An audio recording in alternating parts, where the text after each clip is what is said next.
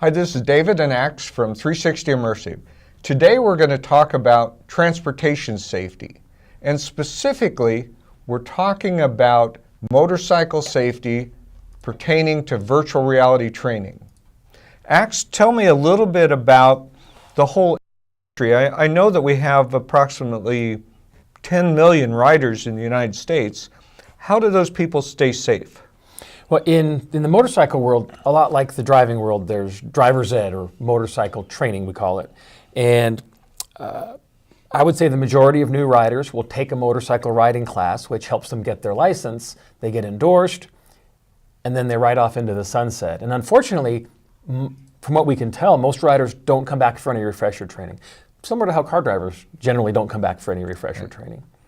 So statistically, and it's an unfortunate fact, but fatalities and injuries are actually on the rise. They do seem to be trending up, and where that really stands out is when we look at it in the overall transportation safety mix, car safety seems to be getting better, and that's primarily due to technological advances in the design of the car itself. Most of those technological advances aren't available on motorcycles. And we are seeing the numbers not only not go down, but they do seem to be trending up, the fatalities, crashes, and injuries. So we know that virtual reality, or what most people call VR, is a brand new technology. And it especially works well for situationally aware circumstances. Just like you would experience riding a motorcycle, you have to have your head on a swivel. You're always looking around if you're going to remain safe. Can you tell us a little bit about how this technology is going to make an impact when it comes to rider safety? Sure. One of the challenges in rider training, and I've been doing rider training for 26 years now, is we tend to focus on riding skills. We're in a parking lot and we're focusing on riding skills of using the clutch and throttle and braking and shifting and turning and swerving and all that. It's good. I mean, we need those physical skills. Out on the streets, one of the big challenges is the situation you're in, like you were saying, traffic. Where are the cars? Where are the potholes? What's going on up ahead? What's going on behind me? What's going on in my blind spot? And those are things that are much harder to train in a Learn to Ride program. We talk about them in the classroom, and there are a few on-street training courses. But again, we get to that challenge of most riders don't come back for advanced training like the on-street training. VR, the virtual reality experiences, allow a rider to be on the street. You know, they put on their virtual reality goggles, they can be on the street and look around in a safe environment. And you can pause the action and say, all right, David, so you're doing fine, but take a look in your blind spot. And you look and you go, oh, there's a car there, I didn't even realize it. Right, so there's a lesson on checking your blind spot, and you can start the action again. So it allows practice in identifying hazards and, being situationally aware without the risk of crashing, because you're indoors with a headset on. So there's great potential there for that kind of practice. So isn't it also a factor of just pure convenience? When you're talking about virtual reality or VR, I can literally just take a phone and an inexpensive set of goggles, and suddenly I have a training tool that, and maybe I use it as a precursor to some live training out in the field, or certainly as a post-reference where, maybe I'm just not feeling as comfortable, or I want to kind of reconnect to that training that I've already learned. And since it's all app-based, it's easy to use. And that is one of the recent developments in this industry. I mean, we've had simulators for years, flight simulators. They're tremendously expensive, and big. You have to you have to have a place to put it. And yeah, it could be pre-training, it could be during training, right? Okay, we've just talked about situational awareness. Everybody pull out your goggles, and we're gonna get a little practice. You could insert it into training, and you could do post-training follow-ups. You touched on something else that I think is really one of the special benefits of VR. You said, maybe I just don't know how it feels, or I like the feeling of that maneuver. One of the things you don't get on standard video that you do get in VR is that physical, that feeling, that visceral experience. So if you're in VR and the motorcycle goes into a lean, you feel it. I mean, you see the horizon move, and You experience it. your brain is experiencing the lean and the movement, whether it's braking or swerving or cornering.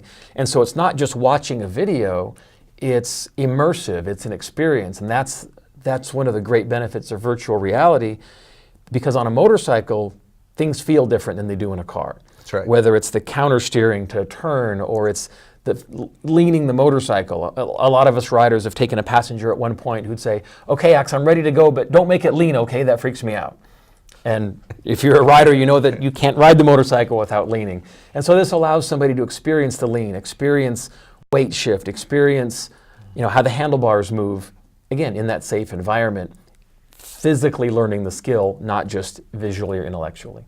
Well, and isn't it true that the more you practice, just like an athlete will, they'll build up muscle memory. We're all familiar with muscle memory.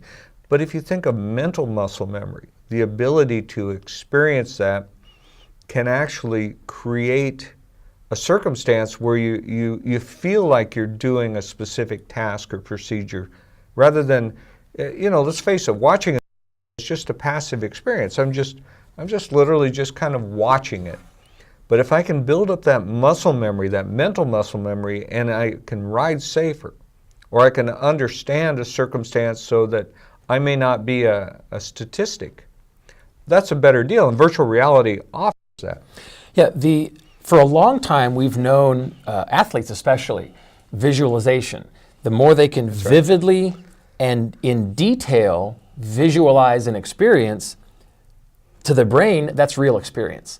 And where that can really pay off is now in what I call the moment of truth, right? Things are going bad on your motorcycle and a crash might be imminent. Very often a rider's initial response is, "Oh my God," and there's panic and we lose time. Right. And maybe we react too late, or maybe we don't react at all. What this experience, the way you described it, this detailed, visualized, immersive experience gives your brain history. And so now, in that moment of truth, instead of the panic response, somewhere in your brain it says, "Hey, I've been here before. I got this. I know what to do. I know how this works. I know how this goes." And so we can skip over that delay. The potential for reacting appropriately and timely in those moments of truth is tremendous, because practicing those experiences in the real world has a very high consequence for failure. And we don't want to put riders in that situation for learning. Here we can safely put them in that situation for learning.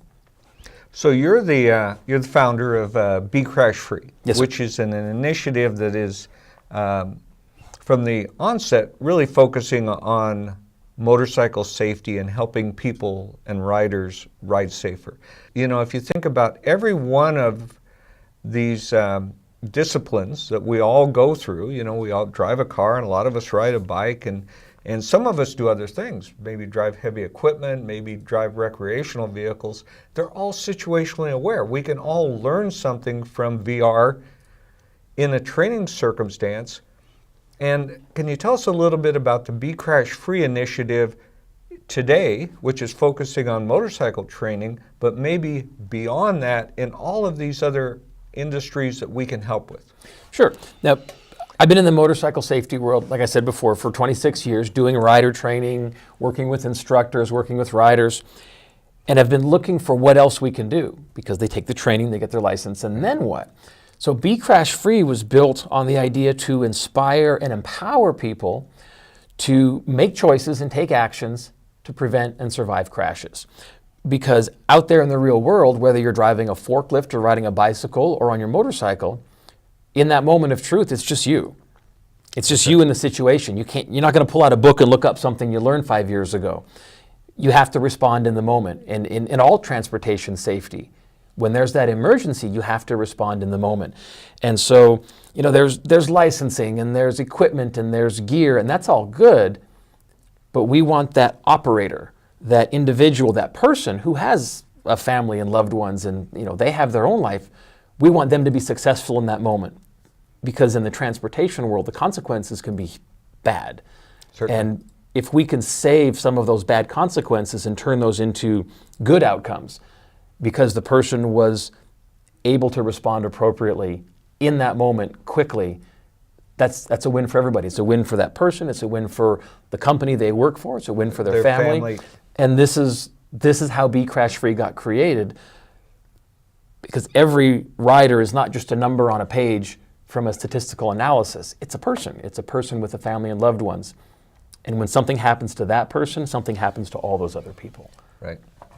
So if you think of Be Crash Free, that fits not only for motorcycle, but literally almost anything that you could think of from a transportation safety realm. And I'd like to commend you for coming up with such a cool concept, and then branding it with something that people can relate to. Everybody can relate to the fact if they're riding a motorcycle or riding a bicycle or on an RV, I don't want to crash. I don't want to be injured.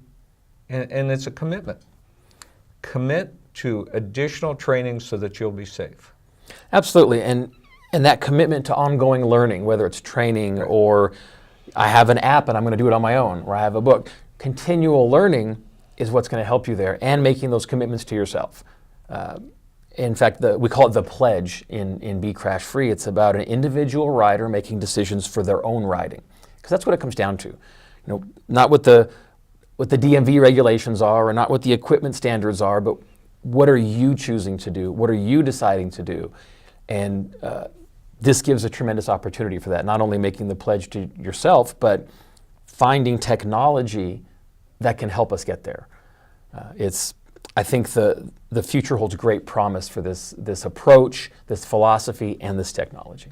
And that's where VR really comes into play, is the fact that it is that kind of secret sauce that makes making that commitment even more impactful and frankly easier to use, because you're in the moment. You feel and you see everything about you that normally you'd have to go out on a track with an instructor. Mm-hmm.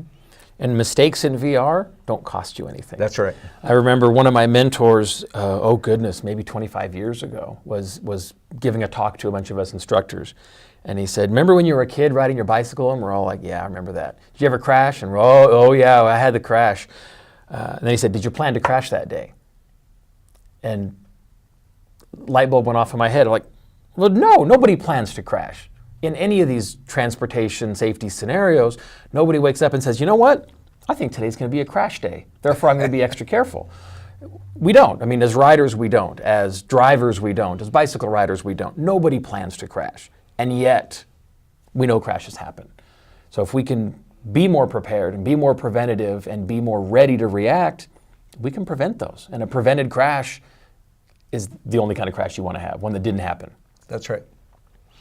Well, we'd like to thank you for joining us today for the conversation on transportation safety, and specifically talking about Be Crash Free and motorcycle training using virtual reality. Join us again for other types of these conversations. And Axe, thank you. Thank you. It's been my pleasure. And thank you.